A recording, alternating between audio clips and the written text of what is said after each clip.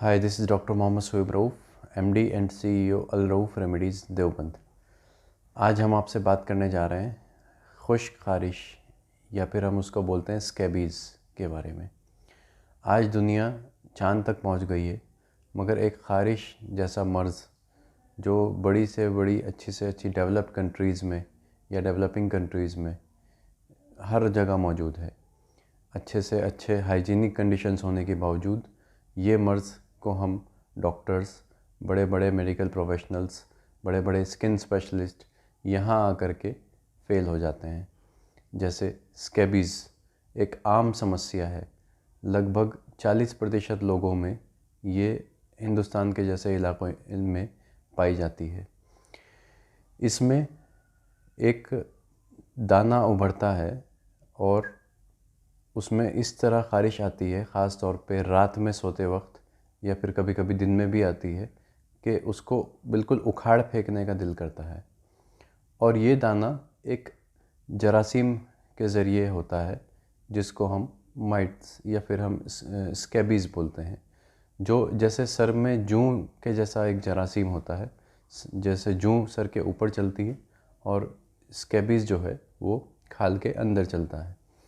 तो उस एक दाना उभरता है सबसे पहले और उसके बाद वो ट्रैवल करके अपने एक जगह से दूसरी जगह पर जाता है। जहाँ जहाँ वो रास्ते बनाता जाता है वो अपने अंडे छोड़ता जाता है, यानी वो मादा होती है। अपने जहाँ जहाँ अंडे छोड़ते जाएगी वहाँ वहाँ दूसरे जरासीम पैदा होते जाते हैं। तो इसी तरीके से एक ये रास्ते बना बना कर पूरे जिस्म में फैल जाती है। गर्दन से ऊपर कभी नहीं होती है ये, और नीचे के हिस्से में हर जगह हो सकती है सिवाय पैरों के तलवों में और हाथों के अलावा। हाथ में भी यहाँ ऊपर की तरफ उंगलियों के बीच में यहाँ पर ये अक्सर हो जाती है। और खुजाने की वजह से बहुत ज़्यादा ख़ारिश आने की वजह से वहाँ पर कुछ वक्त के बाद में पानी भी निकलने लगता है। आज़ाए तनासुल यानी पेनिस के ऊपर दुनिया की कोई ख़ारिश ऐसी नहीं है जो वहाँ तक पहुँच सके, क्योंकि वो सबसे ठंडा उज़ू है। मगर ये उसकी सबसे फेवरेट जगह है। सबसे पहले मौका मिलते ही ये आज़ाए तनासुल के ऊपर जाकर बैठ जाता है, कैप के ऊपर, मसल्स के ऊपर। इसी तरीके से हमें ये पता चलता है इस मर्ज़ के बारे में कि ये ठंड को पसंद करने वाला जरासीम है और सर्दियों में सबसे ज़्यादा ये पैदा होता है। आज इसमें हम बताएंगे कि किस तरीके से बिना दवाई के या फिर कुछ यूनानी दवाओं के ज़रिए हम इस मर्ज़ को कैसे ठीक कर सकते हैं। सबसे पहले बात करते हैं घरेलू इलाज के बारे में। तो जैसे मैंने आपको बताया कि ये एक सर्द मर्ज़ है, यानी सर्दी को पसंद करने वाला मर्ज़ है या सर्दी को पसंद करने वाला जरासीम है। तो इसमें हम उसका उलट मिजाज अगर उसको माहौल देंगे, यानी गर्म माहौल अगर हम देंगे, मसलन यहाँ पर अगर हुई है, एक दाना यहाँ पर उभर गया है, तो इसकी हम गर्म पानी के बोतल से, तेज़ गर्म पानी से सिकाई करते रहते हैं बार बार। उससे ये जरासीम अपने जो है मर जाता है या फिर ख़त्म हो जाता है इस जगह से कुछ वक्त के बाद, कम से कम 3 दिन के बाद में। अगर पूरे जिस्म पर हो गई है, ख़ास करके आज़ाए तनासुल के ऊपर अगर हो गई है, तो वहाँ पर उस जगह को गर्म पानी से, तेज़ गर्म पानी से, जितना इंसान की स्किन बर्दाश्त कर सके, जितना आपकी स्किन बर्दाश्त कर सके, इतना तेज़ गर्म पानी होना चाहिए। उसको हम बार बार उससे धोते रहें ताकि वो गर्मी मिलने से मर जाए या ख़त्म हो जाए या वहाँ से ट्रांसफ़र हो जाए। अच्छा, ये जो एक मर्ज़ स्कैबीज़ वाला है, ये एक दूसरे से भी ट्रांसफ़र होता है। एक घर में एक किसी को हो जाए तो ये तकरीबन सब लोगों को फैल जाता है। इसका जो वे ऑफ ट्रांसमिशन है वो क्लोथ्स भी हो सकते हैं। आप जिस जगह बैठे हैं वहाँ पर भी, वहाँ से भी आपको लग सकता है। बिस्तर से, तकिए से, रुमाल से, मोज़े से, एक दूसरे की कुछ भी चीज़ यूज़ करने से ये हो सकता है। अच्छा, इसका एक इस मर्ज़ का होने का एक सबसे बड़ा सबब गीले तौलिए का इस्तेमाल करना है, या नहाने के बाद जब हम जो टावल जो सुखाने धूप में नहीं सुखाते हैं, ख़ास करके सर्दियों में, और ऐसे ही या धूप की वजह से खुश्क नहीं हो पाता है तो टावल अच्छी तरीके से, तो उसमें भी ये मर्ज़ पैदा हो जाता है उसकी रतूबत की वजह से।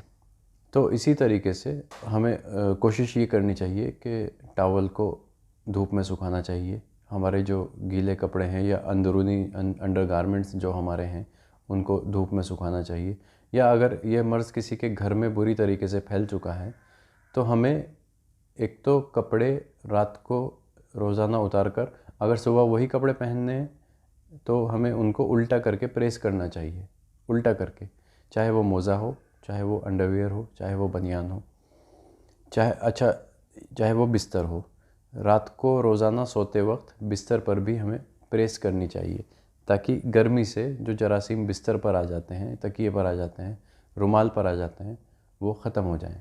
तो अगर हम देसी इलाज इसका या यूनानी इलाज बोलें तो उसमें हम क्या कर सकते हैं, उसमें हम एक सरसों का तेल ले करके सफ़ूफ़े गंधक यानी गंधक को बारीक पीस करके पाउडर बना लें, और काफूर चाहे 10 रुपए का ले लें, 10 रुपए का काफूर, 10 रुपए का गंधक, दोनों को पीस करके सरसों के तेल में मिक्स करके उसको सारे जिस्म पर हमें एक साथ लगाना है।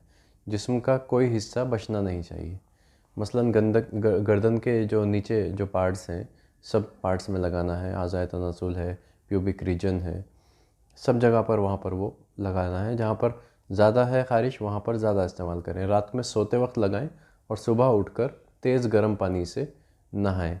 परमिथ्रिन लोशन से भी नहा सकते हैं इसमें, या परमिथ्रिन साबुन जो आता है उससे भी हम इसको वॉश आउट कर सकते हैं सुबह उठने के बाद में। परमिथ्रिन साबुन जो है वो मेडिकल के यहाँ से इजीली अवेलेबल है, ख़ास करके स्कैबिज़ के लिए ही होता है।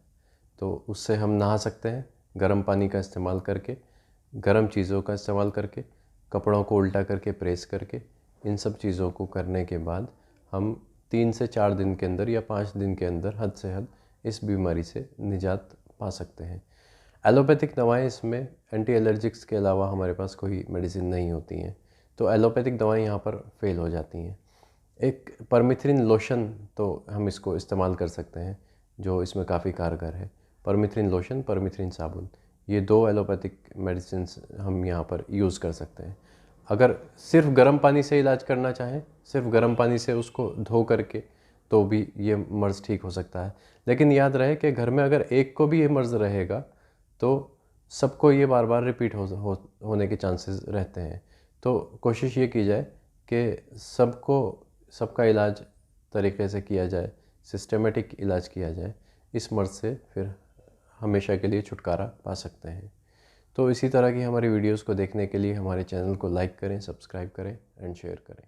Thank you very much.